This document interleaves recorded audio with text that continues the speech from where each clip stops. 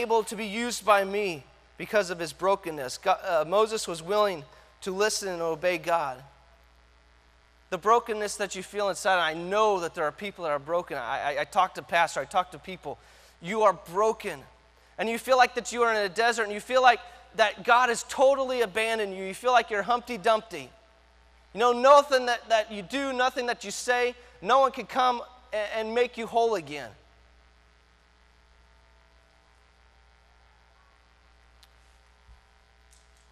No matter what you've seen in life, you just can't seem to put the pieces back together. The trials and the testing that has come has broken you. Let me tell you guys, it's called life. We are all broken sometimes by circumstances in our life. The storms come and the rains come down. It is only when our foundation is set on Jesus Christ that we will respond. Several years ago,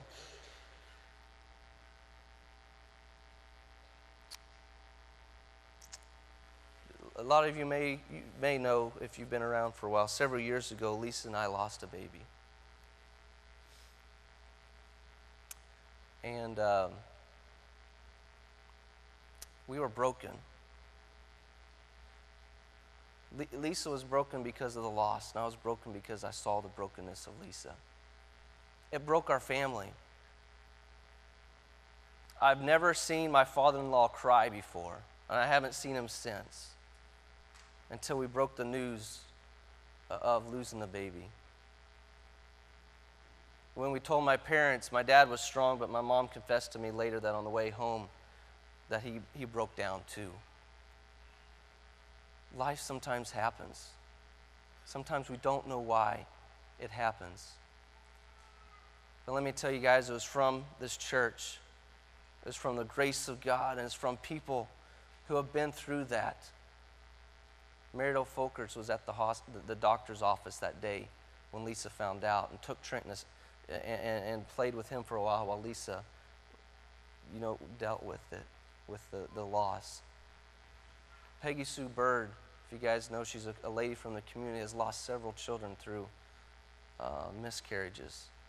She came and talked to us about people don't understand. And it's right, we can't understand until we've gone through something like that ourselves. And I know there's ladies in here who have lost their children. There's a lady in here, in fact, who's lost a child very recently. And it's not until God broke us that we can understand the brokenness of people when they go through something like that. Maybe God has broken you of something in your life. And the only way that you can understand certain people is because you've been through that yourself. Maybe you've gone through a divorce. Maybe you've gone through the death of a spouse. Maybe you've gone through a death of a child. God uses your brokenness to begin to heal people who are broken in the same circumstances. So every brokenness that we go through is not useless, is not worthless, because God will begin to use that if you are willing to let him to use your brokenness to heal broken people. Mervyn was broken because of cancer. He ministered to Roger while he's in his cancer, and Roger now ministers to people who are broken because of cancer. The list goes on and on of how God can use you because of the circumstances you've been broken by. It's our attitude of willing to let people know that we've been through those things and to help them through those things. And 2 Corinthians 4:16 says, "Therefore do not lose heart. Though outwardly we are wasting away, yet inwardly we are being renewed day by day." Do not lose heart. Do not give up. God has a plan for you in your brokenness. It is here in our brokenness that we cry out to God and we discover the fullness that only comes through Jesus Christ.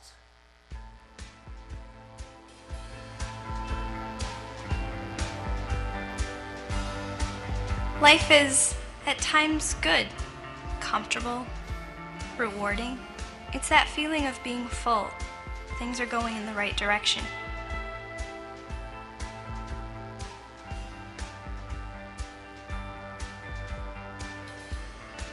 At other times, it's somewhat less than ideal. It's more like manageable or controllable, never more than satisfactory. The glass is half full or half empty, depending on how you look at it. Still, there are other times when life can be so dark, so brutal, so completely and totally empty that it seems that the glass has been drained entirely. We are dry and parched, existing in our emptiness, unsure of how to fill ourselves back up. Finally, we lose our hold on life and we fall.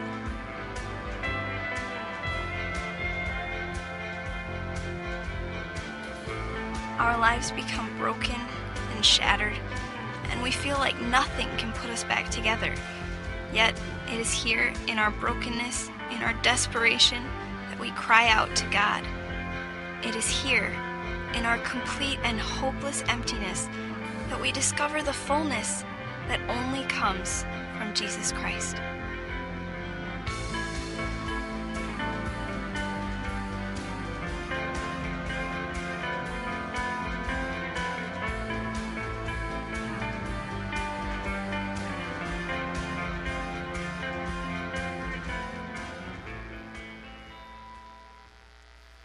It's only in our brokenness